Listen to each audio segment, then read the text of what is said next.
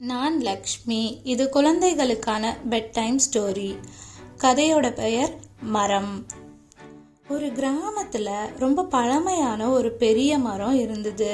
அந்த மரத்தோட கிளையெல்லாம் நல்லா படர்ந்து விரிஞ்சு நல்ல அடர்த்தியாகவும் இருந்தது. அந்த மரத்து கூட அந்த கிராமத்துல இருக்கிற சின்ன பசங்க தினமும் விளையாடுவாங்க. ஒரு சிலர் மரத்து பின்னாடி ஒளிஞ்சு விளையாடினாங்க.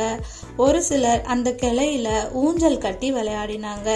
இன்னும் சில பேர் மரத்தோட உச்சிக்கு யார் முதல்ல ஏறுறதுன்னு போட்டியெல்லாம் வச்சு விளையாடிட்டு இருந்தாங்க. இப்படி சந்தோஷமா தினமும் அவங்க விளையாடிக்கிட்டு இருந்தாங்க. ஒரு நாள் என்ன நடந்ததுன்னா, அந்த மரத்துக்கிட்ட நின்று 2 பேர் பேசிக்கிட்டு இருந்தாங்க. அங்க தினமும் விளையாட வர ஒரு சின்ன பையன் அவங்க பேசுறத கேட்டான்.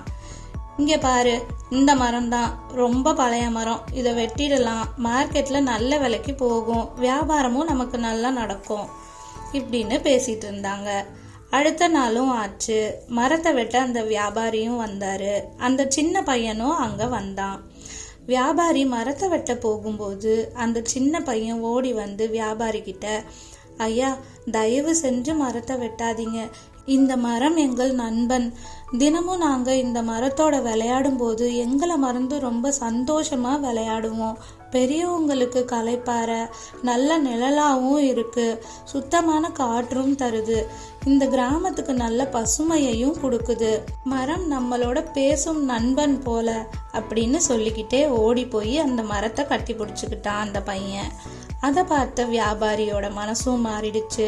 மரத்தை வெட்டாம அங்கிருந்து அவர் கிளம்பி போயிட்டாரு. அந்த பையனும் அந்த ஊர்ல இருக்கிற சின்ன பசங்களும் எப்பயும் போல ரொம்ப சந்தோஷமா விளையாடிக்கிட்டு இருந்தாங்க. இந்த கதையோட நெறி என்னன்னா, பழமையான மரங்கள் நம்ம வாழ்க்கையில ஒரு பகுதி. இயற்கையை நாம இன்னைக்கு பாதுகாத்தோம்னா எதிர்காலத்துல நமக்கு அது பாதுகாப்பு தரும். மரம் வளர்ப்போம்.